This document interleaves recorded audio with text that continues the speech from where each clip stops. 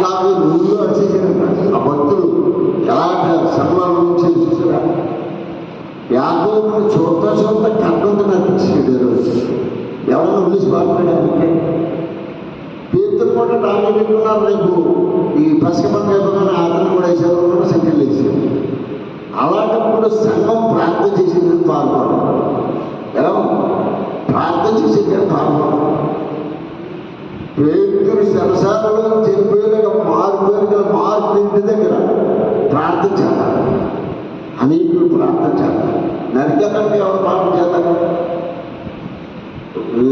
కరుణ అవుతుందంటే సెల్స్ని మూసేయాలంటే చాలా మంది సెల్స్లో తిరిగి ప్రేమ బాధ్యత అనుకుని చాలా మంది సెల్స్ మొహం చూడదు. చాలా మంది అత్యాచారం కావాలి ఇది ఆ సత్తా ఉందా?